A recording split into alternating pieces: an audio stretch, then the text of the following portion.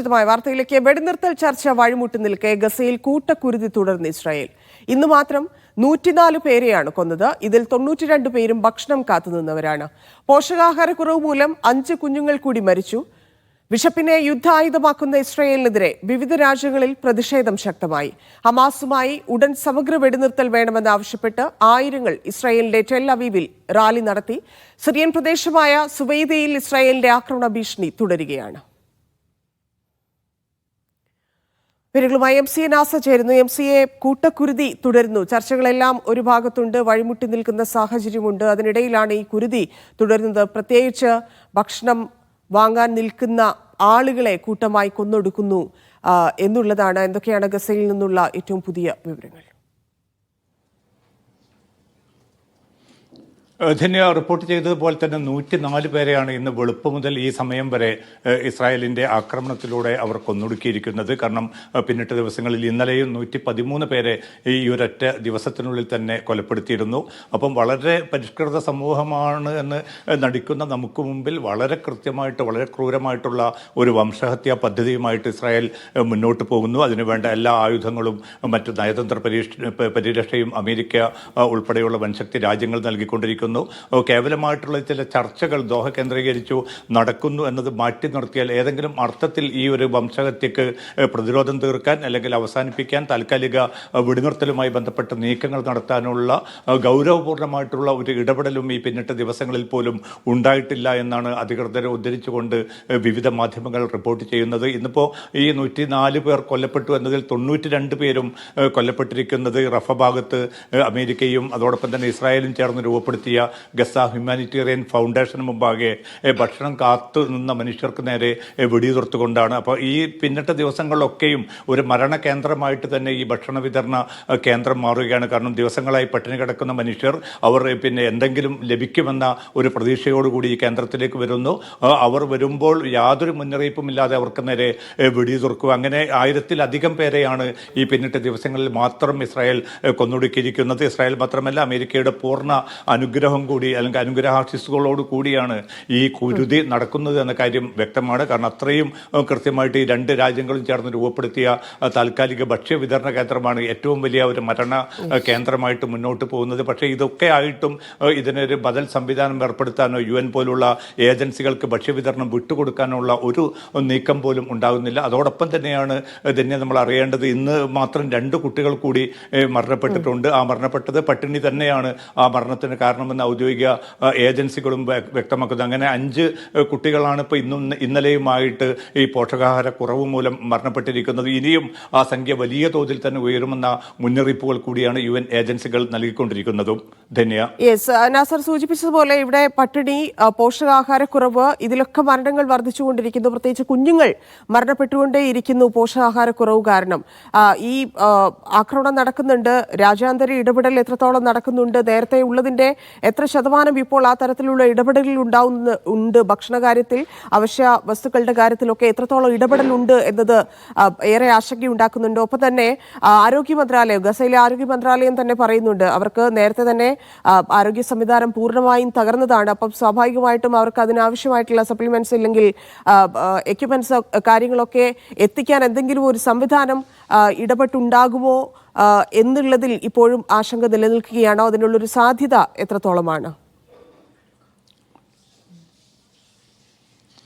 ദുനിയത്തിൽ ഏറ്റവും പ്രധാനപ്പെട്ടത് തങ്ങളുടേതായിട്ടുള്ള പൂർണ്ണ നിയന്ത്രണത്തിലല്ലാത്ത ഒരു ഭക്ഷണ വിതരണവും വേണ്ടതില്ല, സഹായ വിതരണം വേണ്ടതില്ല എന്ന ഒരു കൃത്യമായിട്ടുള്ള രാഷ്ട്രീയ സൈനിക നിലപാടാണ് ഇസ്രായേൽ കൈക്കൊണ്ടിരിക്കുന്നത്. ഏറെക്കുറെ ആ നിലപാടിനോട് അമേരിക്കയും യോജിക്കുന്നതായിട്ടാണ് അവരുടെ പ്രതികരണങ്ങൾ വ്യക്തമാക്കുന്നത്. കാരണം ഗസയുടെ പൂർണ്ണമായിട്ടുള്ള നിയന്ത്രണം ഇസ്രായേലിന് തന്നെ അവകാശപ്പെട്ടതാണ്. അവർ നടത്തിക്കൊണ്ടിരിക്കുന്ന സൈനിക നടപടിയുടെ ഒരു ഘട്ടത്തിൽ അത്തരം ചില നീക്കങ്ങൾ അനിവാര്യമാണ്. അതല്ലാത്തൊരു സാഹചര്യത്തിൽ ഈ ഭക്ഷ്യവിഭവങ്ങൾ പോരാളി സംഘമായിട്ടുള്ള ഹമാസിലേക്ക് വരാൻ സാധ്യതയുണ്ട്. അത് ചെറുക്കുകയാണ് തങ്ങൾ ചെയ്യുന്നത് എന്ന ഒരു വിശദീകരണം നൽകിക്കൊണ്ട് അല്ലെങ്കിൽ അത്തരമൊരു ആഖ്യാനം സൃഷ്ടിച്ചുകൊണ്ടാണ് ഇപ്പോൾ ഈ കുരുതിക്ക് അനുകൂലമായിട്ടുള്ള ഒരു സാഹചര്യം രൂപപ്പെടുത്തിയിരിക്കുന്നത്. ഇപ്പോൾ യുനെർവോ ഉൾപ്പെടെയുള്ള അതോടൊപ്പം തന്നെ ലോക ഭക്ഷ്യ പദ്ധതിയുടെ ഏജൻസികൾ, നൂറുകണക്കിന് സന്നദ്ധ സംഘടനകൾ, ഇവരൊക്കെയും ഈ ബദൽ ഭക്ഷ്യ വിതരണ സംവിധാനം വളരെ കുറ്റമറ്റ രീതിയിൽ നടത്താൻ അവർ തയ്യാറാണ്. ഇപ്പം നോക്കുക, വടക്കൻ ഗസയും മധ്യ ഗസയും അവിടെ ഒരു ഭക്ഷണ വിതരണവും നടക്കുന്നില്ല. അതുകൊണ്ട് അവിടെ നിന്ന് പൂർണ്ണമായിട്ട് പൂർണ്ണമായിട്ടും ആളുകളെ ആട്ടിത്തെളിയിച്ച് ഈ തെക്കൻ ഗസയിലേക്ക് കൊണ്ടുവരിക, എന്നിട്ട് തങ്ങളുടേതായിട്ടുള്ള ഒരു കോൺസെൻട്രേഷൻ ക്യാമ്പ് ഭാവിയിൽ രൂപപ്പെടുത്താനുള്ള ഒരു നീക്കം നടത്തുക. അങ്ങനെ തെക്കൻ ഗസയിലെ വളരെ ചുരുങ്ങിയ പ്രദേശത്തിലേക്ക് ഈ 20 ലക്ഷത്തിലധികം 21 ലക്ഷത്തോളം വരുന്ന മനുഷ്യരെ ഒരുമിച്ച് കൊണ്ടുവരികയും ആ അർത്ഥത്തിൽ തന്നെ ഈ വംശഹത്യാ പദ്ധതികൾ നിത്യം നൂറുകണക്കിന് ആളുകളെ കൊന്നൊടുക്കിക്കൊണ്ട് അതും ഒരേ സമയത്ത് തന്നെ മുന്നോട്ട് കൊണ്ടുപോകുന്ന വളരെ കൃത്യമായിട്ടുള്ളൊരു വംശഹത്യാ പദ്ധതി ആണ് ഇസ്രായേൽ ആവിഷ്കരിച്ചിരിക്കുന്നത്. അതുകൊണ്ട് മറ്റേതെങ്കിലും അർത്ഥത്തിലുള്ള ഒരു സന്നദ്ധ സംഘടനകൾക്ക് UN ഏജൻസികൾക്ക് ഭക്ഷ്യവിതരണം നൽകാനുള്ള സംവിധാനമില്ല. ഇന്നിപ്പോൾ ലോക ഭക്ഷ്യ പദ്ധതിക്ക് ചുവടെ ചില ട്രക്കുകളിൽ ഭക്ഷണം എത്തിക്കാനുള്ള ഒരു നീക്കം അവർ മുൻകൈ എടുത്തുകൊണ്ട് നടന്നിരുന്നു. പക്ഷെ അതിന് നേരെ ആക്രമണം നടന്നു, വെടിവെപ്പ് നടന്നു. അതുകൊണ്ട് അവരും ആ ഒരു ദൗത്യത്തിൽ നിന്ന് പിന്മാറുകയാണ്. അതോടൊപ്പം തന്നെയാണ് ലോക ഭക്ഷ്യ പദ്ധതിയുടെയും അന്തർദേശീയ റെഡ് ക്രസന്റ്, റെഡ് ക്രോസ് ഉൾപ്പെടെയുള്ള സന്നദ്ധ സംഘടനകളുടെയും അവർക്കുള്ള വിസയും റദ്ദാക്കാനുള്ള ഒരു നീക്കം കഴിഞ്ഞ ദിവസം തന്നെ ഇസ്രായേൽ പ്രഖ്യാപിച്ചിരുന്നതുകൊണ്ട് വിസ പുതുക്കി നൽകേണ്ടതില്ല എന്നൊരു തീരുമാനം നടക്കുമ്പോൾ ഈ സന്നദ്ധ പ്രവർത്തകരെ പൂർണ്ണമായിട്ടും അവിടെ നിന്ന് പുറന്തള്ളുക, UN ഏജൻസികളെ പുറന്തള്ളുക, എന്നിട്ട് തങ്ങളുടെ പൂർണ്ണ നിയന്ത്രണത്തിലേക്ക് ആ പ്രദേശത്തെ കൊണ്ടുവരികയും എന്നിട്ട് തങ്ങളുടെ ഈ വംശഹത്യാ പദ്ധതി പൂർണ്ണമായിട്ടുള്ള ഒരു പ്രയാസവും കൂടാതെ മുന്നോട്ട് പോവുക എന്ന ലക്ഷ്യത്തിൽ ഊന്നിക്കൊണ്ട് തന്നെയാണ് ഇസ്രായേൽ ഇപ്പോൾ മുന്നോട്ട് പോകുന്നത്. നേരത്തെ തന്നെ സൂചിപ്പിച്ചതുപോലെ ദോഹ കേന്ദ്രീകരിച്ച് ചർച്ചകൾ നടക്കുന്നുണ്ട്. പക്ഷേ ഒരു ഗൗരവപൂർണ്ണമായിട്ടുള്ള ഒരു സമിതിയെ പോലും ഇസ്രായേൽ ഇതുവരെയും ആ ചർച്ചയ്ക്ക് വിട്ടിട്ടില്ല എന്ന റിപ്പോർട്ടുകൾ കൂടി ഇന്ന് പുറത്തു വരുന്നുണ്ട്. അതേസമയം ഒരുപക്ഷെ അടുത്ത ആഴ്ച തീർച്ചയായിട്ടും വെടിനിർത്തൽ ഉണ്ടാകുമെന്ന സ്ഥിരമുള്ള അതേ വാക്കുകൾ തന്നെയാണ് അമേരിക്കൻ പ്രതിനിധി ഇന്നും വ്യക്തമാക്കുന്നത്. വൈറ്റ് ഹൗസും അത് തന്നെയാണ് പറയുന്നത്, തിരക്കിട്ട ചർച്ചകൾ നടക്കുന്നു എന്ന്. പക്ഷേ മധ്യസ്ഥ രാജ്യമായിട്ടുള്ള ഈ ചർച്ചകൾക്ക് ഏറ്റവും കൂടുതൽ മുൻതൂക്കം നൽകുന്ന ഖത്തർ വ്യക്തമാക്കുന്നത് ചർച്ച ഇപ്പോഴും പ്രാരംഭഘട്ടത്തിൽ തന്നെയാണ്. കാരണം യുദ്ധവിരാമം എന്ന ഒരു ലക്ഷ്യം, സൈനിക പിന്മാറ്റം എന്നൊരു ലക്ഷ്യം, ബദൽ ഭക്ഷ്യവിതരണം എന്ന ലക്ഷ്യം, ഈ 3 ലക്ഷ്യങ്ങളുടെ കാര്യത്തിൽ കൃത്യമായിട്ടുള്ള ഒരു മറുപടിയും ഇസ്രായേലിന്റെ ഭാഗത്തു നിന്ന് നൽകിയിട്ടില്ല. അതല്ലെങ്കിൽ അമേരിക്ക അതിന് ഇസ്രായേലിനെ പ്രേരിപ്പിച്ചിട്ടുമില്ല. അത്തരമൊരു സാഹചര്യത്തിൽ ഈ കൂട്ടക്കുരുതി ഒരുപക്ഷെ ഈ 21ാം മാസത്തിലും അതിക്രൂരമായി തന്നെ മുന്നോട്ട് കൊണ്ടുപോകുന്ന ഒരു ഇസ്രായേൽ സമീപനമാണ് കാണുന്നത്. അതിന് പൂർണ്ണമായിട്ടുള്ള പിന്തുണ പ്രഖ്യാപിക്കുന്ന ഒരു അമേരിക്കയെയാണ് കാണുന്നത്. അതിന് മൗനസമ്മതമാണെങ്കിൽ പോലും യൂറോപ്യൻ രാജ്യങ്ങളും ചില ഒറ്റപ്പെട്ട പ്രതിഷേധങ്ങളും പ്രതികരണങ്ങളും നടത്തുന്നു എന്നത് മാറ്റി നിർത്തിയാൽ അവരും ഏറെക്കുറെ ഇതിനോട് അനുകൂലമായിട്ടുള്ള സമീപനം സ്വീകരിക്കുന്നു എന്ന് വേണം ഈ പുതിയ സംഭവ വികാസങ്ങളും അവരുടെ പ്രതികരണങ്ങളും അതിൽ നിന്ന് നമുക്ക് മനസ്സിലാക്കാൻ. ഇതിൽ വേറൊരു കാര്യം, ഇസ്രയേലിനകത്ത് എന്ത് സംഭവിക്കുന്നു എന്നുള്ളതാണ്. നമ്മൾ ഒരുപാട് ദിവസങ്ങളായി കണ്ടുകൊണ്ടിരിക്കുന്നു. അവിടെ ഉയരുന്ന പ്രതിഷേധങ്ങൾ കാണുന്നുണ്ട്. പുതിയ ചില റിപ്പോർട്ടുകൾ, സ്ഥിരീകരിക്കാത്ത റിപ്പോർട്ടുകൾ അനുസരിച്ചാണെങ്കിൽ ഈ ഇത്ര തീവ്രമായിട്ടുള്ള യുദ്ധ സാഹചര്യത്തിൽ ജീവിക്കുന്നതുകൊണ്ട് അവിടെ സൈനികർക്കിടയിൽ പോലും ആത്മഹത്യ ഉണ്ടാവുന്നു. കാരണം എത്ര മാസങ്ങളായിട്ട് ഇത് തുടരുകയാണ്. ഇവരെ സംബന്ധിച്ച് മാനസിക പ്രശ്നങ്ങൾ, അതിനപ്പുറം ഇതിൽ തന്നെ തീവ്രമായിട്ടുള്ള ഒരു യുദ്ധത്തിൽ നിൽക്കുന്നത് കൊണ്ടുള്ള ശാരീരിക പ്രശ്നങ്ങൾ, അങ്ങനെ സൈനികർ തന്നെ ആത്മഹത്യ പോകുന്നു ഇസ്രായേൽ എന്നൊക്കെയുള്ള റിപ്പോർട്ടുകളുണ്ട്. അപ്പം ആ തരത്തിൽ ഇസ്രായേലിനുള്ളിൽ എത്രത്തോളം പ്രതിഷേധം ഉയരുന്നുണ്ട്. നിലവിലെ സാഹചര്യം മടുക്കുന്ന മനുഷ്യരുണ്ട്. അപ്പം സ്വാഭാവികമായിട്ടും അവിടെ തന്നെ ഇസ്രായേലിനെതിരെ തിരിയുന്ന ആളുകളുടെ എണ്ണം കൂടിക്കൊണ്ടിരിക്കുകയല്ലേ? തീർച്ചയായിട്ടും ഇത് 2 നിലക്കാണ് നമ്മൾ വിലയിരുത്തേണ്ടത്. ഒന്ന്, ഈ ബന്ദികളുടെ മോചനം നീട്ടിക്കൊണ്ടുപോകുന്ന അല്ലെങ്കിൽ ഒരു കരാർ രൂപപ്പെടാൻ വളരെ അനുകൂലമായിട്ടുള്ള സാഹചര്യം ഉരുത്തിരിഞ്ഞിട്ടും ആ കരാറിന് അനുകൂലമായിട്ടുള്ള നിലപാട് സ്വീകരിക്കാതെ അത് അട്ടിമറിക്കാൻ വളരെ അവ്യക്തമായിട്ടുള്ള ഒരിക്കലും യുക്തിപൂർണ്ണമല്ലാത്ത ഉപാധികളും നിബന്ധനകളും മുന്നോട്ട് വെച്ചുകൊണ്ട് ആ ചർച്ചയെ പൂർണ്ണമായിട്ടും വഴിതെറ്റിക്കാനുള്ള കൃത്യമായിട്ടുള്ള രാഷ്ട്രീയ നീക്കമാണ് നെതന്യാഹു നടത്തുന്നത്. ഇതിനെ അദ്ദേഹത്തെ പ്രേരിപ്പിക്കുന്ന ഏറ്റവും പ്രധാനപ്പെട്ട ഘടകം സ്മോട്രിക്, ബെൻഗവിർ എന്നീ തീവ്ര വലതുപക്ഷ മന്ത്രിമാരാണ്. അവർ പറഞ്ഞിരിക്കുന്നത് ഏതെങ്കിലും അർത്ഥത്തിൽ മാസമായിട്ടൊരു കരാർ രൂപപ്പെടുത്തുകയാണെങ്കിൽ ആ ഘട്ടത്തിൽ തങ്ങൾ രാജി സമർപ്പിക്കും, തങ്ങളുടെ പിന്തുണ പിൻവലിക്കും, അതോടുകൂടി ഗവൺമെന്റ് നിലംപതിക്കുന്ന ഒരു സാഹചര്യം വരും. ഇപ്പോൾ പോലും യാഥാസ്ഥിക ചില മതവിഭാഗങ്ങൾ അവരുടെ പിന്തുണ പിൻവലിച്ചത് കൊണ്ട് തന്നെ ഏറെക്കുറെ ന്യൂനപക്ഷ ഒരു മന്ത്രിസഭ എന്ന നിലയ്ക്ക് നെതന്യാഹു വലിയ പ്രതിസന്ധി നേരിടുന്നുണ്ട്. അത്തരമൊരു സാഹചര്യം ഒരു ഭാഗത്ത്. മറുഭാഗത്താണെങ്കിൽ ഈ സൈനികരുടെ നിരന്തരമായിട്ടുള്ള മരണങ്ങളുടെ പിന്നിട്ട ദിവസങ്ങളിലൊക്കെയും ഹമാസ് നടത്തിയ പ്രത്യാക്രമണത്തിൽ നിരവധി സൈനികർ കൊല്ലപ്പെടുന്ന ഒരു സാഹചര്യമുണ്ടായി. ഇന്നലെയും 4 സൈനികർക്ക് ഗുരുതരമായിട്ട് പരിക്കേൽക്കുന്ന ഒരു സാഹചര്യം രൂപപ്പെട്ടു.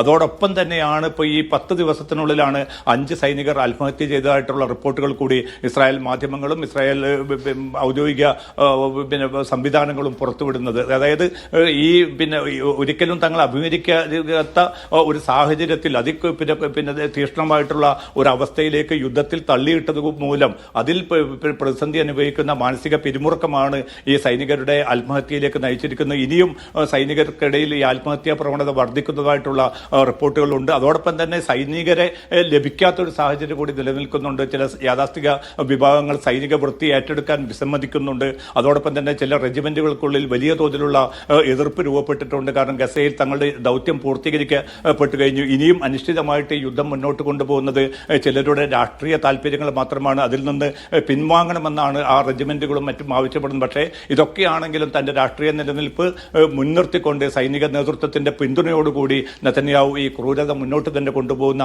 ഒരു സാഹചര്യം കൂടിയാണ്. ഇതിനെ അതിജയിക്കാൻ ഇസ്രായേൽ പൊതുസമൂഹത്തിന്, ബന്ദികളുടെ ബന്ധുക്കൾക്ക് എത്ര കണ്ട് സാധിക്കുമെന്ന ചോദ്യമാണ് ബാക്കി നിൽക്കുന്നത്. ഈ രാത്രിയിലും തെല്ലവീവിലും ജെറൂസലമിലും ഹൈഫയിലും വലിയ തോതിലുള്ള പ്രക്ഷോഭ പരിപാടികളാണ് ഒരു കരാറിന് വേണ്ടി ജനത ഉയർത്തിക്കൊണ്ടിരിക്കുന്നത്. പക്ഷെ അതൊക്കെയും മറികടന്നുകൊണ്ട് തന്റേതായിട്ടുള്ള ശ്രേഷ്ഠ താല്പര്യങ്ങളുമായി തന്നെ മുന്നോട്ട് പോകാനാണ് നെതന്യാഹു സർക്കാർ തീരുമാനിച്ചിരിക്കുന്നത്. ധന്യ. ശരി MC.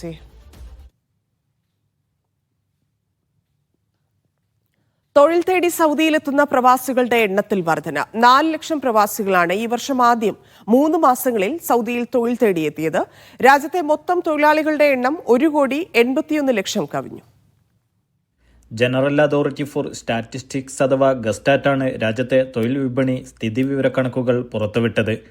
2025 ആദ്യപാദം അവസാനിക്കുമ്പോൾ സൗദി അറേബ്യയിൽ ജോലി ചെയ്യുന്നവരുടെ എണ്ണം 1,81,00,000 കടന്നതായി റിപ്പോർട്ട് പറയുന്നു. 2024 അവസാന പാദത്തിൽ 1,77,00,000 വലിയ വർധനവ്. 4 ലക്ഷം വിദേശികളാണ് 3 മാസത്തിനിടെ പുതുതായി തൊഴിൽ വിപണിയിൽ പ്രവേശിച്ചത്. ജോലി ചെയ്യുന്നവരിൽ വലിയ വിഭാഗം പ്രവാസികളാണ്. മൊത്തം തൊഴിലാളികളുടെ 77% വരുമിത്. 1,40,00,000 പേർ. ബാക്കി 23% അഥവാ 41 ലക്ഷം പേർ സ്വദേശികളാണ്.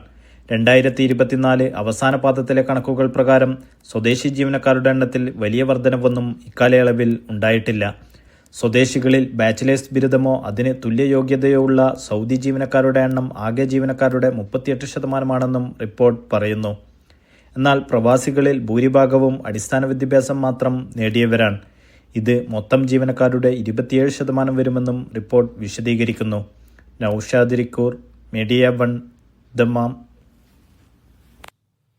ബഹ്റൈനിൽ കഴിഞ്ഞ 1 വർഷത്തിനിടെ വിസ താമസ നിയമം ലംഘിച്ച 10,000-ഓളം പ്രവാസികളെ നാടുകടത്തി.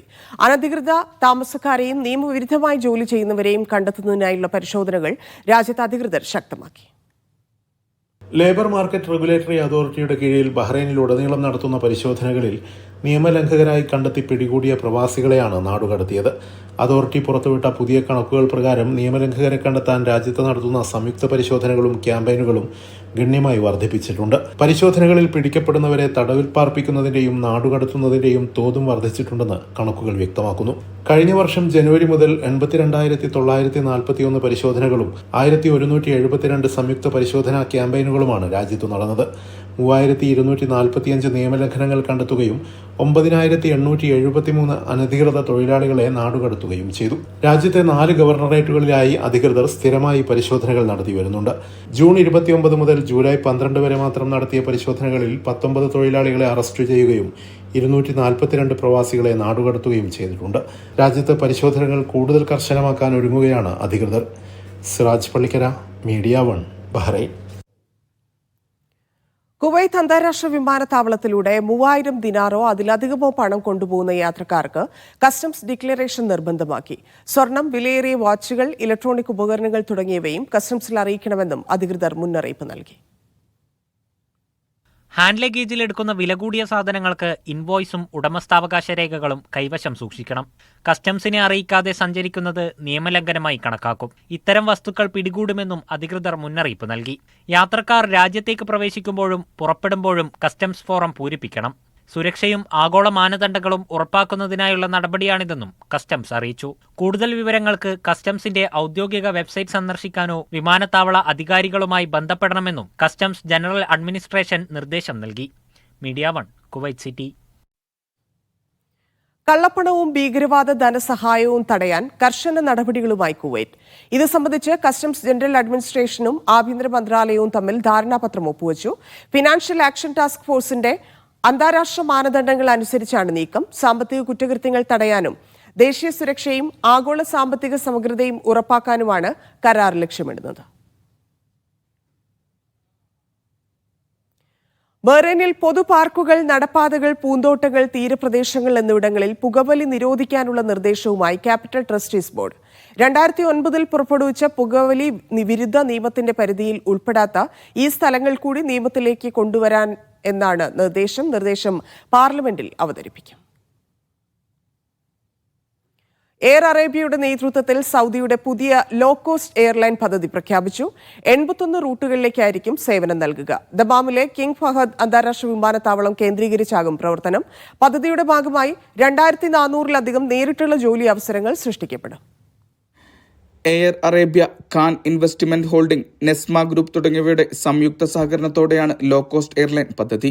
ദമാമിലെ കിങ് ഫഹദ് അന്താരാഷ്ട്ര വിമാനത്താവളം കേന്ദ്രീകരിച്ചാവും സേവനം നൽകുക. പ്രാരംഭഘട്ടത്തിൽ സേവനത്തിനൊരുങ്ങുക 45 വിമാനങ്ങളായിരിക്കും. 24 ആഭ്യന്തര റൂട്ടുകളിലും 57 അന്താരാഷ്ട്ര റൂട്ടുകളിലുമായി 81 റൂട്ടുകളിലായിരിക്കും സേവനം. പ്രാദേശിക വിമാനയാന ഹബ്ബായി സൗദിയെ മാറ്റുന്നതിന്റെ ഭാഗമായാണ് പുതിയ പദ്ധതി. അടുത്ത വർഷത്തോടെ പദ്ധതിയുടെ പ്രാരംഭഘട്ട പ്രവർത്തനങ്ങൾക്ക് തുടക്കമാകും. 2030 ആകുന്നതോടെ 1 കോടിയിലധികം വാർഷിക യാത്രക്കാർക്ക് സേവനം നൽകുകയാണ് ലക്ഷ്യം. പുതിയ പദ്ധതിയുടെ ഭാഗമായി നേരിട്ട് സൃഷ്ടിക്കുക 2400-ലധികം ജോലി അവസരങ്ങളായിരിക്കും. Mishal Cherpulassery, media 1, Riyadh.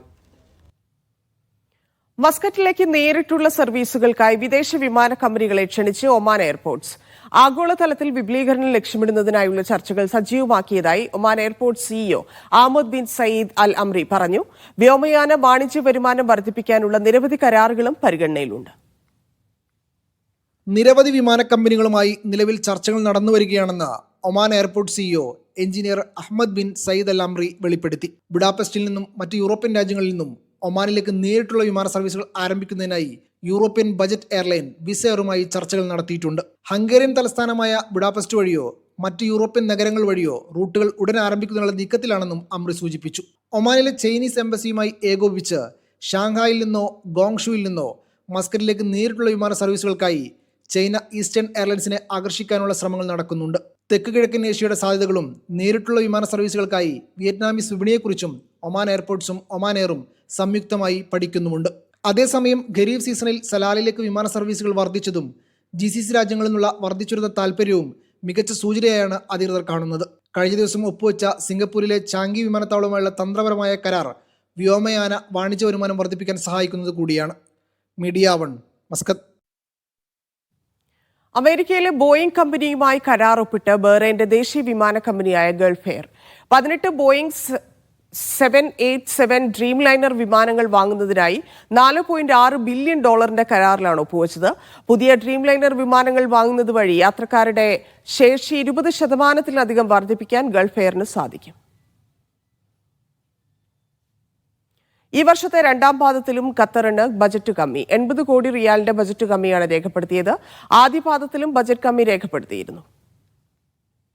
Qatar ധനമന്ത്രാലയമാണ് April, May, June മാസങ്ങളിലെ വരവ് ചെലവ് കണക്കുകൾ പുറത്തുവിട്ടത്. 5980 കോടി റിയാലാണ് ആകെ വരുമാനം. കഴിഞ്ഞ വർഷത്തെ അപേക്ഷിച്ച് നേരിയ കുറവുണ്ട്. ഇതിൽ 34 ബില്യൺ റിയാൽ ഓയിൽ ഗ്യാസ് മേഖലയിൽ നിന്നും 25.8 ബില്യൺ റിയാൽ ഇതര വിഭാഗങ്ങളിൽ നിന്നുമാണ്. 6060 കോടി റിയാലാണ് കഴിഞ്ഞ 3 മാസത്തെ ആകെ ചെലവ്. കഴിഞ്ഞ വർഷത്തെ അപേക്ഷിച്ച് ചെലവ് 5.7% കൂടി. 18.33 ബില്യൺ റിയാൽ ശമ്പള ഇനത്തിലും 21.92 ബില്യൺ റിയാൽ പൊതുചെലവുമാണ്. ഈ വർഷം ആദ്യപാദത്തിലും ഖത്തറിൽ ബജറ്റ് കമ്മി രേഖപ്പെടുത്തിയിരുന്നു. 50 കോടി റിയാലിന്റെ കുറവാണ് ഉണ്ടായിരുന്നത്. 3 വർഷത്തിന് ശേഷമായിരുന്നു ഖത്തറിൽ ബജറ്റ് കമ്മി രേഖപ്പെടുത്തുന്നത്. Media 1, Doha. സൗദിയിൽ ഗോതമ്പ് വില മാറ്റമില്ലാതെ തുടരുമെന്ന് അറബ് മില്ലിംഗ് കമ്പനീസ്. സർക്കാരിന്റെ സബ്സിഡി നയം തുടർന്നും നടപ്പിലാക്കുമെന്നും കമ്പനി വ്യക്തമാക്കി. നിലവിലെ സബ്സിഡി കാലാവധി കഴിഞ്ഞ ദിവസം അവസാനിച്ച സാഹചര്യത്തിലാണ് കമ്പനിയുടെ വിശദീകരണം.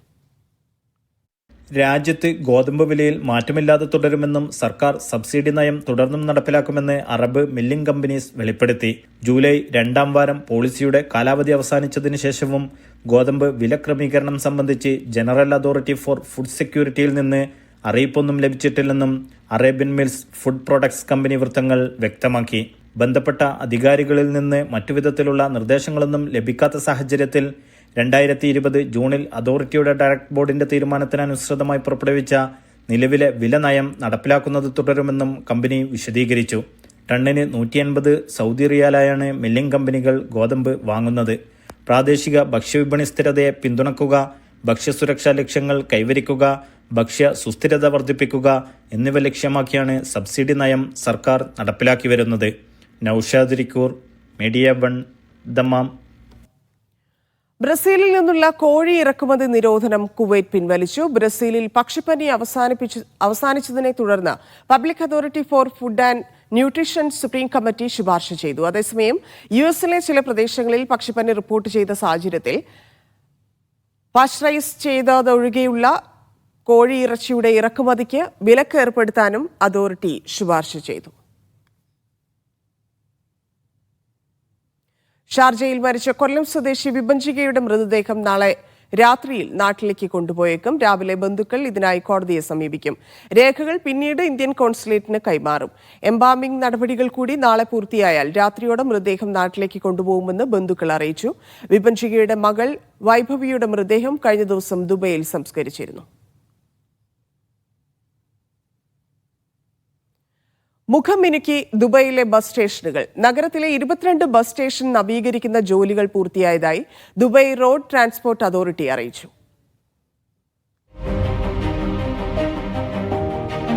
16 യാത്രാ സ്റ്റേഷനുകളും 6 ബസ് ഡിപ്പോകളുമാണ് കൂടുതൽ സൗകര്യങ്ങളോടെ നവീകരിച്ചത്. ദേരയിലെ 9 യാത്രാ സ്റ്റേഷനുകളിലും ബർദുബയിലെ 7 സ്റ്റേഷനിലുമാണ് വികസന പദ്ധതി നടപ്പാക്കിയത്. 110 റൂട്ടുകളിലേക്ക് സർവീസ് നടത്തുന്ന സ്റ്റേഷനുകളാണിത്. യാത്രക്കാരുടെ കാത്തിരിപ്പ് സ്ഥലം, നടപ്പാത, കെട്ടിടങ്ങളുടെ പുറംഭാഗം എന്നിവയെല്ലാം നവീകരിച്ചു. ചില സ്ഥലങ്ങളിൽ പ്രാർത്ഥനാ മുറികളും ഉൾപ്പെടുത്തി. Al Khawaneej, Qusais, al Ruwayyah, al Awir, Jebel Ali, al Quoz എന്നിവിടങ്ങളുടെ ഡിപ്പോകളാണ് നവീകരിച്ചത്. വർക്ക്ഷോപ്പുകൾ, അറ്റകുറ്റപ്പണികൾക്കും പരിശോധനകൾക്കുമായി പ്രത്യേക ബേകൾ, ഡ്രൈവർമാരുടെ താമസ സ്ഥലം എന്നിവയും നവീകരിച്ചിട്ടുണ്ട്. Media 1, Dubai. പള്ളികളുടെ നവീകരണത്തിനൊരുങ്ങി സൗദി അറേബ്യ. രാജ്യത്തെ പ്രധാന നഗരങ്ങളിലെ 4000-ഓളം പള്ളികളുടെ അറ്റകുറ്റപ്പണികൾ പൂർത്തിയാക്കും. ഇസ്ലാമിക കാര്യ മന്ത്രാലയത്തിന് കീഴിലാണ് പദ്ധതി നടപ്പിലാക്കുന്നത്. പള്ളികളുടെ വികസനങ്ങൾക്കായി 23.71 കോടി റിയാലിന്റെ കരാറുകൾക്കാണ് ധാരണയായത്. ഇസ്ലാമിക കാര്യ കോൾ ഗൈഡൻസ് മന്ത്രാലയത്തിന് കീഴിലാണ് വികസന പ്രവർത്തനങ്ങൾ. സൗദിയിലെ 9 മേഖലകളിലെ പള്ളികളാണ് വികസിപ്പിക്കുക. ജിദ്ദയിൽ മാത്രം 858 പള്ളികൾ വികസിപ്പിക്കുന്നുണ്ട്. ഇതിനായി 5 കോടി റിയാലിലേറെ ചിലവഴിക്കും. അസീർ മേഖലയിലെ 300 പള്ളികളും മദീനയിലെ കിബിലത്തൈനി മസ്ജിദ് ഉൾപ്പെടെ 284 പള്ളികളും വടക്കൻ അതിർത്തി പ്രദേശങ്ങളിലെ 345 പള്ളികളും വികസിപ്പിക്കും. റിയാദ്, അസീർ, കിഴക്കൻ പ്രവിശ്യ തുടങ്ങി സൗദിയിലെ 3700 പള്ളികളാണ് നവീകരിക്കുക. പള്ളികളുടെ അറ്റകുറ്റപ്പണികൾ, ശുചീകരണം, പുനർനിർമ്മാണം തുടങ്ങി വിവിധ വികസന പ്രവർത്തനങ്ങളാണ് പദ്ധതിയിൽ ഉൾപ്പെടുത്തുന്നത്. ഇതുവഴി ആരാധനകൾക്ക് അനുയോജ്യമായ അന്തരീക്ഷം സൃഷ്ടിക്കുക, പള്ളിയുടെ ഭംഗിയും ശുചിത്വവും കാത്തുസൂക്ഷിക്കുകയുമാണ് പദ്ധതി വഴി ലക്ഷ്യമിടുന്നത്. Sabith Saleem, media 1, Jeddah. പൊളിച്ചെടുക്കുന്ന കെട്ടിടാവശിഷ്ടങ്ങൾ റോഡ് നിർമ്മാണത്തിനുള്ള ടാർ ഉൽപാദനത്തിന് ഉപയോഗിച്ച് സൗദി അറേബ്യ. അലാസ ഗവർണറേറ്റിലായിരുന്നു ആദ്യ പരീക്ഷണം. ചെലവ് കുറഞ്ഞും ഗുണമേന്മയിലും ഇനി റോഡുകൾ നിർമ്മിക്കാനാകും. പൊളിച്ചെടുക്കുന്ന കെട്ടിടങ്ങളിൽ നിന്ന് ബ്ലോക്കുകൾ, കോൺക്രീറ്റ് തുടങ്ങിയവ ക്രഷ് ചെയ്തെടുത്താണ് വീണ്ടും ഉപയോഗിക്കുന്നത്. റോഡ് നിർമ്മാണത്തിനായി ഉപയോഗിക്കുന്ന ടാറിന് സമാനമായ അസ്ഫാൾട്ട് നിർമ്മാണത്തിനായാണ് അവശിഷ്ടങ്ങൾ ഉപയോഗിക്കുക. അലാസ ഗവർണറേറ്റിലായിരുന്നു പദ്ധതിയുടെ ആദ്യ പരീക്ഷണം. റിയാദിലാണ് പദ്ധതി രണ്ടാമതായി പരീക്ഷിച്ചത്. റോഡ്, ജനറൽ അതോറിറ്റി, മുനിസിപ്പാലിറ്റി എന്നിവയുടെ സഹകരണത്തോടെയാണ് പദ്ധതി. ചെലവ് കുറഞ്ഞും ഗുണമേന്മയിലും പുതിയ രീതിയിലൂടെ റോഡുകൾ നിർമ്മിക്കാനാകും. പരിസ്ഥിതി സുരക്ഷ ഉറപ്പാക്കുക, അടിസ്ഥാന സൗകര്യങ്ങൾ വികസിപ്പിക്കുക തുടങ്ങിയവയാണ് ലക്ഷ്യം. പദ്ധതിയുടെ രണ്ടാം ഘട്ടവും വിജയകരമായതോടെ സൗദിയിൽ വിവിധയിടങ്ങളിൽ പുതിയ രീതിയിലൂടെ റോഡ് നിർമ്മിക്കാനൊരുങ്ങിയിരിക്കുകയാണ് അതോറിറ്റി.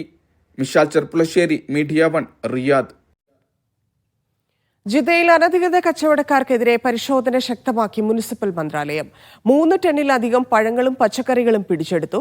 അനധികൃത വിൽപ്പന തടയുന്നതിനായി പരിശോധന തുടരുമെന്ന് മന്ത്രാലയം വ്യക്തമാക്കി.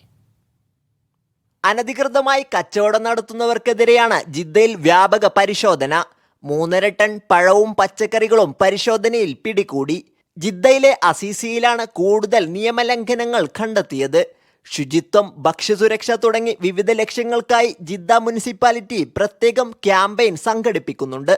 ഇതിന്റെ ഭാഗമായാണ് വ്യാപക പരിശോധന. ഉന്തുവണ്ടികളിൽ കച്ചവടം നടത്തുന്നവർക്കെതിരെയും തെരുവു കച്ചവടക്കാർക്കെതിരെയും നിയമ നടപടി സ്വീകരിച്ചിട്ടുണ്ട്. നിയമലംഘനങ്ങൾ ശ്രദ്ധയിൽപ്പെട്ടാൽ അധികാരികളെ അറിയിക്കണമെന്നും നിർദ്ദേശമുണ്ട്. ഇതിനായി ബലതി ആപ്പ് വഴിയോ 940 എന്ന നമ്പറിൽ വിളിച്ചോ റിപ്പോർട്ട് ചെയ്യണമെന്ന് മുനിസിപ്പാലിറ്റി അഭ്യർത്ഥിച്ചു. ജീവിത നിലവാരം മെച്ചപ്പെടുത്തുന്നതിനും മുനിസിപ്പൽ സേവനങ്ങൾ മികച്ചതാക്കുന്നതിൻ്റെയും ഭാഗമായാണ് നടപടികൾ. Sabith Saleem, media 1, Jeddah. Dakhiliyah ഗവർണറേറ്റിലെ സൈ ഗത്നയിലെ ജബൽ അഖ്ദർ പാർക്ക് ഓഗസ്റ്റിൽ പൊതുജനങ്ങൾക്കായി തുറന്നുകൊടുക്കും. പദ്ധതിയുടെ നിർമ്മാണ പ്രവൃത്തി 85% പൂർത്തിയായിട്ടുണ്ട്. 1.1 ദശലക്ഷം റിയാലിലധികമാണ് പദ്ധതിയുടെ ചെലവ്. 1000 ചതുരശ്ര മീറ്റർ വിസ്തീർണമുള്ള പാർക്കിൽ കുട്ടികളുടെ കളിസ്ഥലം, പ്രത്യേക സ്പോർട്സ് ട്രാക്കുകൾ, കഫേ, റീറ്റെയിൽ ഷോപ്പ്, ഇലക്ട്രിക് ഗെയിമുകൾ തുടങ്ങിയ സൗകര്യങ്ങളും ഒരുക്കിയിട്ടുണ്ട്. വർഷം മുഴുവനും വിനോദ കേന്ദ്രമായി മാറുന്ന രീതിയിൽ വിഭാവനം ചെയ്തിരിക്കുന്ന പാർക്ക് ഒമാന്റെ ടൂറിസം മേഖലയിൽ മറ്റൊരു നാഴികക്കല്ലായി മാറുമെന്ന് അധികൃതർ പറഞ്ഞു. മസ്കറ്റ് ഇന്ത്യൻ എംബസിയുടെ ആദ്യത്തെ കോൺസുലാർ വിസ സേവന കേന്ദ്രമായ SGGIVS കമ്പനി പ്രവർത്തനം ആരംഭിച്ചു. ഗുരമിലുള്ള അൽറൈഡ് ബിസിനസ് സെന്ററിലാണ് കേന്ദ്രം. പാസ്പോർട്ട് പുതുക്കൽ, visa processing, attestation, overseas citizenship of India അപേക്ഷകൾ തുടങ്ങിയ നിരവധി സേവനങ്ങൾ കേന്ദ്രം കൈകാര്യം ചെയ്യും. എല്ലാ അപേക്ഷകരും SGIVS അപ്പോയിന്റ്മെന്റ് ബുക്കിംഗ് പേജ് വഴി മുൻകൂട്ടി ബുക്ക് ചെയ്യേണ്ടതുണ്ട്. ഒമാനിലുടനീളം ആസൂത്രണം ചെയ്തിട്ടുള്ള 11 ഇന്ത്യൻ കോൺസുലാർ ആപ്ലിക്കേഷൻ സെന്ററുകളിൽ ആദ്യത്തേതാണ് ഈ കേന്ദ്രം. രോഗികൾക്ക് വിവിധ സേവനങ്ങൾ ലഭ്യമാക്കാൻ മൊബൈൽ ആപ്ലിക്കേഷനുമായി ഖത്തറിലെ ഫൗത്ത് മെഡിക്കൽ കോർപ്പറേഷൻ. ലബൈ ആപ്ലിക്കേഷൻ വഴി മെഡിക്കൽ അപ്പോയിന്റ്മെന്റുകൾ എടുക്കാനും റദ്ദാക്കാനും സാധിക്കും. മെഡിക്കൽ റെക്കോർഡുകളും ടെസ്റ്റ് റിസൾട്ടുകളും ആപ്ലിക്കേഷൻ വഴി രോഗികൾക്ക് ലഭ്യമാക്കും. ആൻഡ്രോയിഡ്, iOS പ്ലാറ്റ്ഫോമുകളിൽ നിന്ന് ആപ്ലിക്കേഷൻ ഡൗൺലോഡ് ചെയ്യാം. കുവൈത്ത് വിമാനത്താവളം വഴി പുകയില ഉൽപ്പന്നങ്ങൾ കടത്താൻ ശ്രമിച്ച 4 ബംഗ്ലാദേശി പൗരന്മാരെ കസ്റ്റംസ് പിടികൂടി. 2 ദിവസങ്ങളിലായി നടത്തിയ പരിശോധനയിലാണ് 199 കിലോ പുകയില ഉൽപ്പന്നങ്ങൾ പിടികൂടിയത്. പിടിയിലായവരെ ബന്ധപ്പെട്ട വകുപ്പുകൾക്ക് കൈമാറി. കേസിൽ കൂടുതൽ പ്രതികൾക്കായി കസ്റ്റംസ്, ആഭ്യന്തര മന്ത്രാലയവും സംയുക്തമായി അന്വേഷണം തുടരുന്നു. കള്ളക്കടത്ത് തടയാൻ കർശന പരിശോധന തുടരുമെന്ന് കസ്റ്റംസ് ജനറൽ അഡ്മിനിസ്ട്രേഷൻ വ്യക്തമാക്കി. ഒമാനിൽ ഈത്തപ്പഴ വിളവെടുപ്പിന്റെ കാലമാണിപ്പോൾ. ഈന്തപ്പന കൃഷി ഏറെയുള്ള ഗവർണറേറ്റുകളിൽ ആഘോഷമായി തന്നെ വിളവെടുപ്പും ഫെസ്റ്റുകളും നടക്കും.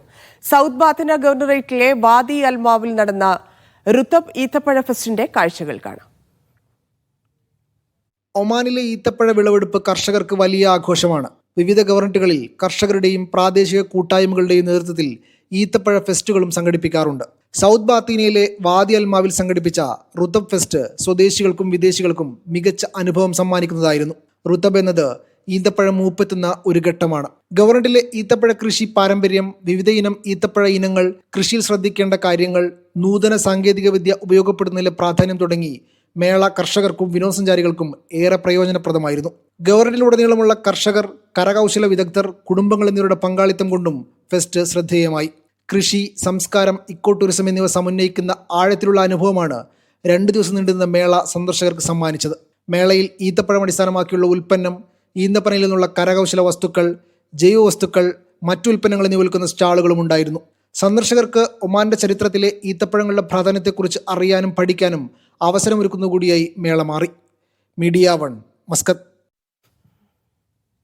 ഒമാനിലെ സലാലയിൽ ഖരീഫ് സീസണിന് തുടക്കമായതോടെ നിരവധി സഞ്ചാരികളാണ് സലാലയിലേക്ക് എത്തിക്കൊണ്ടിരിക്കുന്നത്. വിവിധ GCC രാജ്യങ്ങളിൽ നിന്നും മസ്കറ്റിൽ നിന്നുമാണ് കൂടുതൽ ആളുകൾ എത്തുന്നത്. മഴ സജീവമായതോടെ മിക്ക പ്രദേശങ്ങളും പച്ചയണിഞ്ഞു തുടങ്ങി. വിവിധ രാജ്യക്കാരായ ആയിരക്കണക്കിന് ആളുകളാണ് ഖരീഫ് ആഘോഷങ്ങൾക്കായി ഇവിടെ എത്തിച്ചേർന്നിരിക്കുന്നത്. ഞാനിപ്പോൾ ഉള്ളത് പ്രധാന ആഘോഷവേദിയായ ഈത്തീൻ സ്ക്വയറിലാണ്. ഇവിടെ വിവിധ രാജ്യക്കാരുടെ കലാ സാംസ്കാരിക പരിപാടികൾക്കും തുടക്കമായിട്ടുണ്ട്.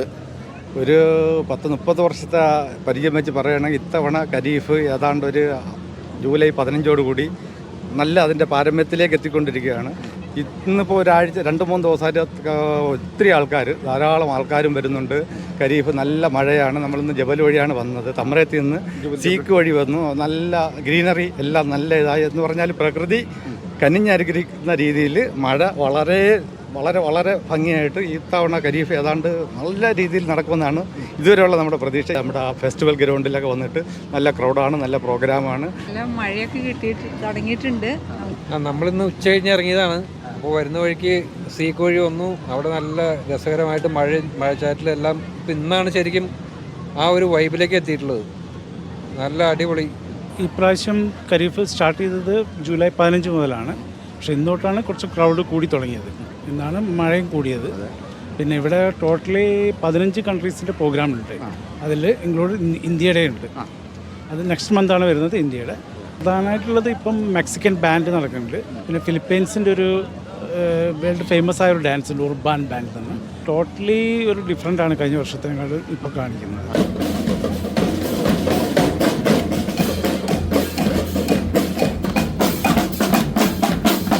പ്രധാന ആഘോഷ പരിപാടികൾ നടക്കുന്ന 5 വേദികളും സജീവമായിട്ടുണ്ട്.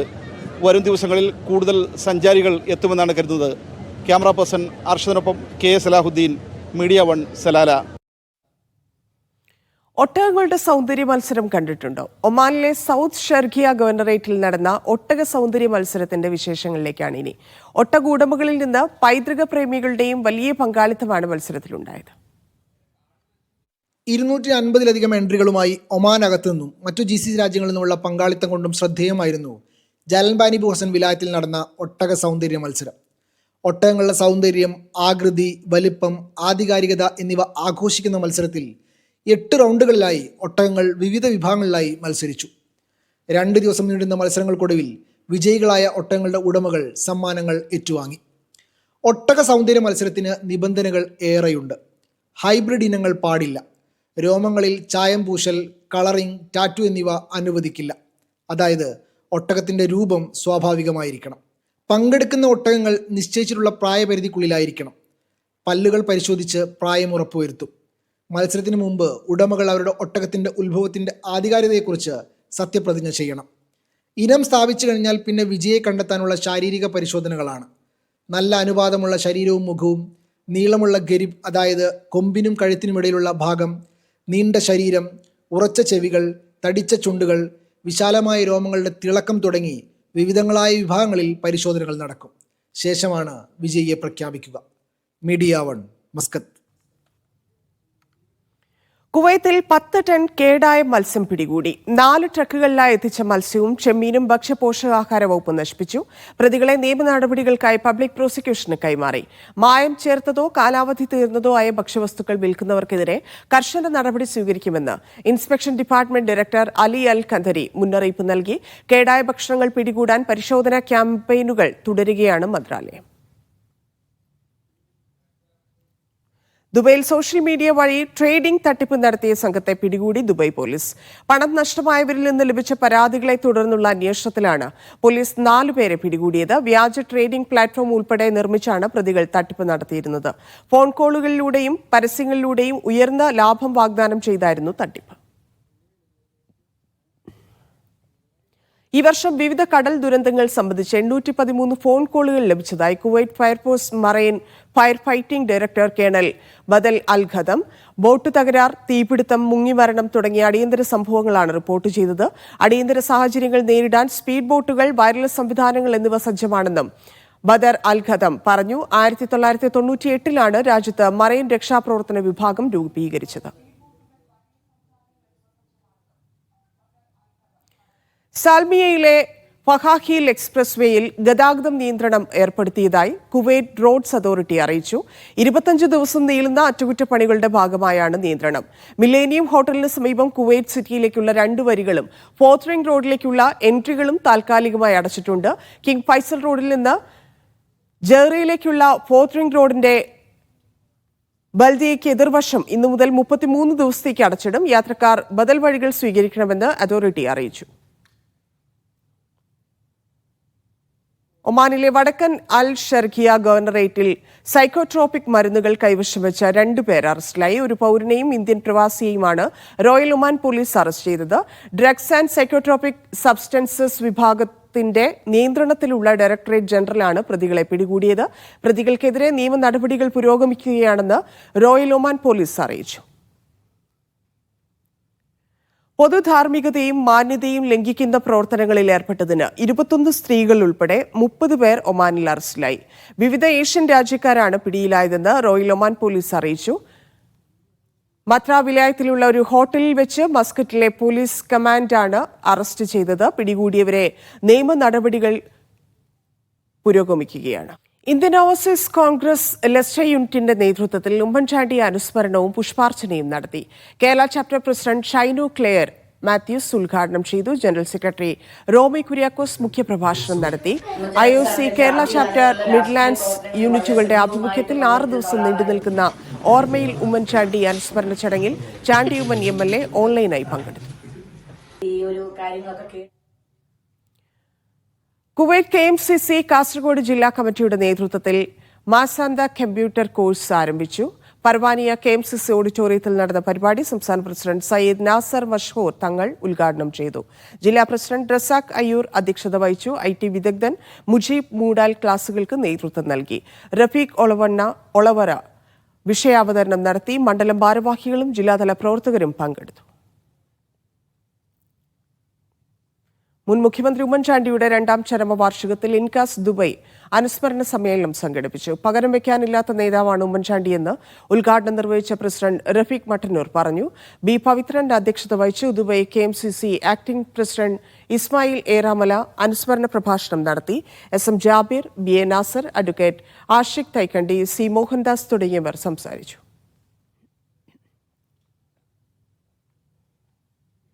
ഷാജ ഇൻകാസ് സംഘടിപ്പിച്ച ഉമ്മൻചാണ്ടി അനുസ്മരണം OICC ഗ്ലോബൽ കോർഡിനേറ്റർ മഹാദേവൻ വാഴശ്ശേരിയിൽ ഉദ്ഘാടനം ചെയ്തു. രഞ്ജൻ ജേക്കബ് അധ്യക്ഷത വഹിച്ചു. KPCC secretary VM Chandran, Sharjah Indian association ഭാരവാഹികൾ, ഇൻകാസ് നേതാക്കൾ തുടങ്ങിയവർ സംസാരിച്ചു. ഒമാനിലെ Indian social club Kerala wing സാഹിത്യ വിഭാഗത്തിന്റെ നേതൃത്വത്തിൽ ഇമ്മിണി വലിയ സുൽത്താൻ എന്ന പേരിൽ വൈക്കം മുഹമ്മദ് ബഷീർ അനുസ്മരണവും സാഹിത്യ സദസ്സും സംഘടിപ്പിച്ചു.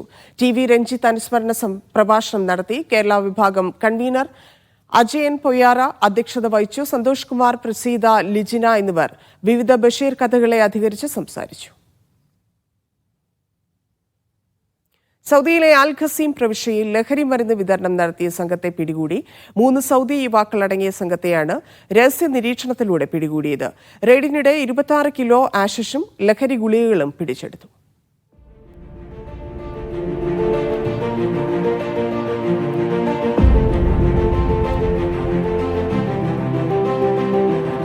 അൽ ഖസീം പ്രവിശ്യയിലെ ബുറൈദയിലാണ് ലഹരിവേട്ട. ലഹരി മരുന്ന് വിതരണം നടത്തിയിരുന്ന 3 സൗദി യുവാക്കൾ അടങ്ങിയ സംഘമാണ് പിടിയിലായത്. ഡ്രോൺ ഉൾപ്പെടെയുള്ള സാങ്കേതിക വിദ്യകൾ ഉപയോഗിച്ച് സംഘത്തെ നിരീക്ഷിക്കുകയും പിന്തുടരുകയും ചെയ്താണ് അറസ്റ്റ്. അറസ്റ്റിന്റെ ദൃശ്യങ്ങൾ ആഭ്യന്തര മന്ത്രാലയം പുറത്തുവിട്ടു.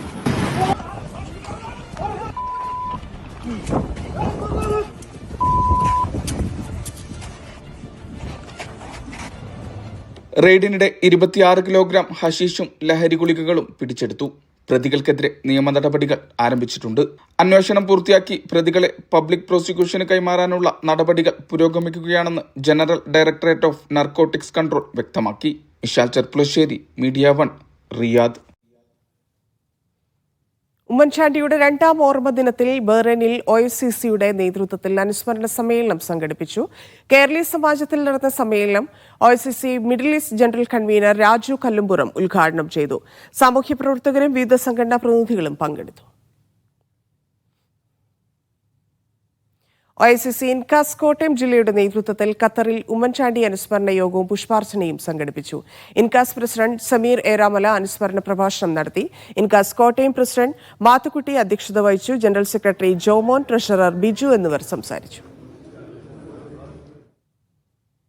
Janaki V versus state of Kerala എന്ന സിനിമയുടെ സെൻസർ ബോർഡ് നിയന്ത്രണം മറികടക്കാൻ പൊതുജനം അറിയാൻ പാടില്ലാത്ത വിധം താൻ ഇടപെട്ടിട്ടുണ്ടെന്ന് സുരേഷ് ഗോപി.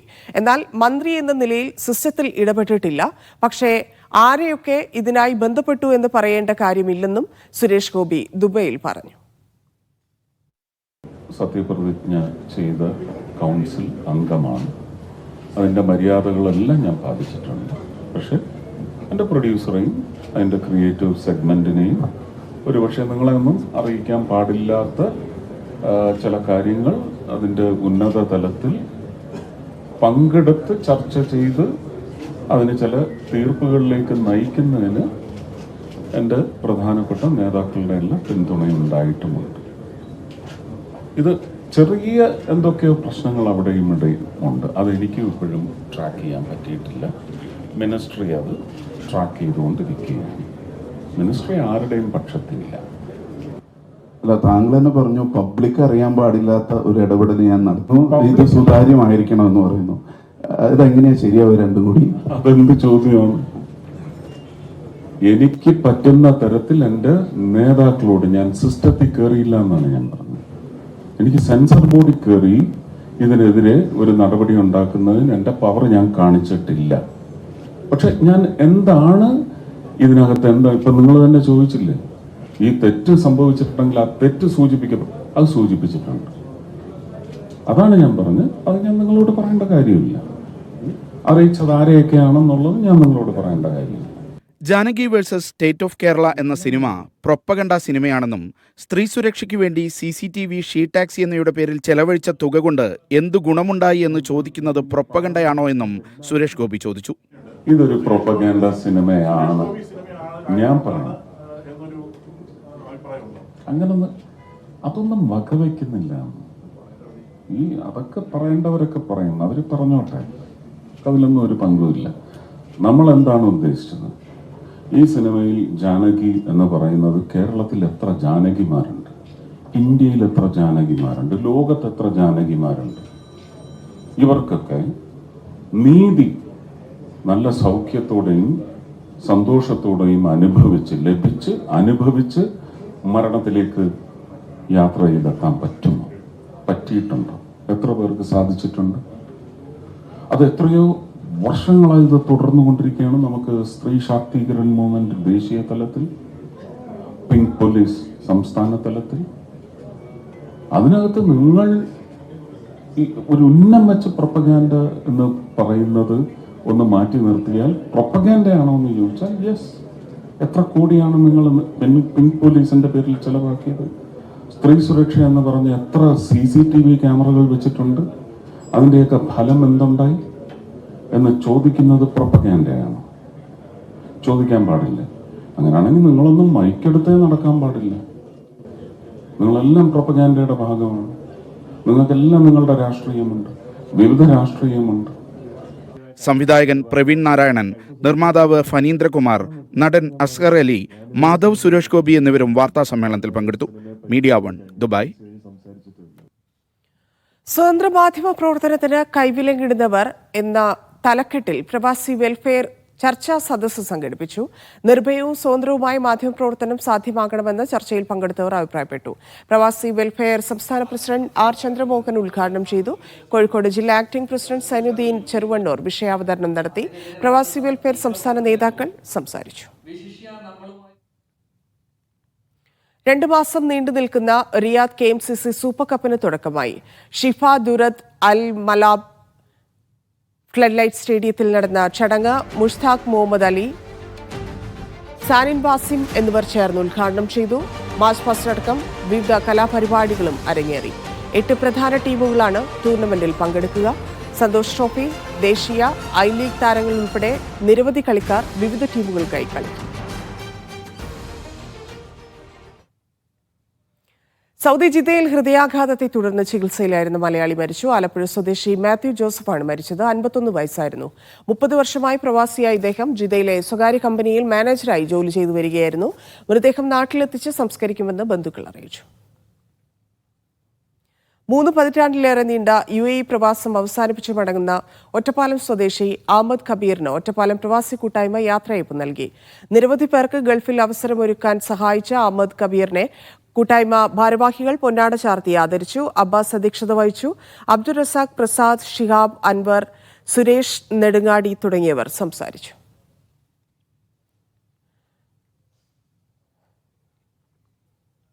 സൗദിയിലെ ഉറങ്ങുന്ന രാജകുമാരൻ എന്ന പേരിൽ അറിയപ്പെടുന്ന അൽ വലീദ് ത്വലാൻ രാജകുമാരൻ അന്തരിച്ചു. 2005 നടന്ന വാഹനാപകടത്തെ തുടർന്ന് 20 വർഷമായി കോമയിലായിരുന്നു അദ്ദേഹം. എന്നാൽ മരണത്തിന് വിട്ടുകൊടുക്കാതെ പിതാവ് 20 വർഷത്തോളം ചികിത്സിക്കുകയായിരുന്നു. Al Waleed bin Khalid bin Talal അഥവാ ഉറങ്ങുന്ന രാജകുമാരനാണ് നിത്യനിദ്രയിൽ ലയിച്ച് ദൈവത്തിലേക്ക് മടങ്ങിയത്. കഴിഞ്ഞ 20 വർഷമായി അബോധാവസ്ഥയിലായിരുന്നു ഇദ്ദേഹം. അത്യാധുനിക യന്ത്രങ്ങളുടെ സഹായത്തോടെയാണ് ഇതുവരെ ജീവൻ നിലനിർത്തിയത്. 36 വയസ്സായിരുന്നു ഇദ്ദേഹത്തിന്. ബ്രിട്ടനിലെ സൈനിക കോളേജിലെ പഠനകാലത്താണ് കാർ അപകടത്തിൽ രാജകുമാരന് തലച്ചോറിന് സാരമായ ക്ഷതമേൽക്കുന്നത്. അതേ തുടർന്ന് അബോധാവസ്ഥയിലായിരുന്നു അദ്ദേഹം. പിന്നീട് മരണം വരെ കോമ വിട്ടെണീറ്റില്ല. കഴിഞ്ഞ ഏപ്രിൽ 16-നായിരുന്നു രാജകുമാരന്റെ 36-ാം പിറന്നാൾ. പിറന്നാൾ ദിനത്തിൽ ഇദ്ദേഹം ബോധം വീണ്ടെടുത്തെന്ന വ്യാജ വാർത്തകളും സജീവമായിരുന്നു. 2015-ൽ ചികിത്സകൾക്ക് ഫലമില്ലാതായതോടെ ലൈഫ് സപ്പോർട്ട് ഉപകരണങ്ങൾ നിർത്തലാക്കാൻ ഡോക്ടർമാർ രാജകുമാരന്റെ കുടുംബത്തോട് ആവശ്യപ്പെട്ടിരുന്നു. എന്നാൽ കൺമുന്നിൽ മകനെ വെറുതെ മരണത്തിന് വിട്ടുകൊടുക്കാൻ മുൻ സൈനികനായ പിതാവ് തയ്യാറായില്ല. ചികിത്സയിൽ കഴിഞ്ഞിരുന്ന അൽവലീദിന് ഫീഡിംഗ് ട്യൂബ് വഴിയായിരുന്നു ആഹാരം നൽകിയിരുന്നത്. പിറന്നാളിനോടനുബന്ധിച്ച് സാമൂഹ്യ മാധ്യമങ്ങളിൽ ഒന്നാകെ രാജകുമാരനു വേണ്ടി പ്രാർത്ഥനകൾ ഉയർന്നിരുന്നു. പ്രാർത്ഥനകൾക്കിടെയാണ് രാജകുമാരൻ ഭൂമിയിലെ അവസാനത്തെ യാത്രക്കൊരുങ്ങിയത്. Vishal Cherpulassery, media 1, Riyadh.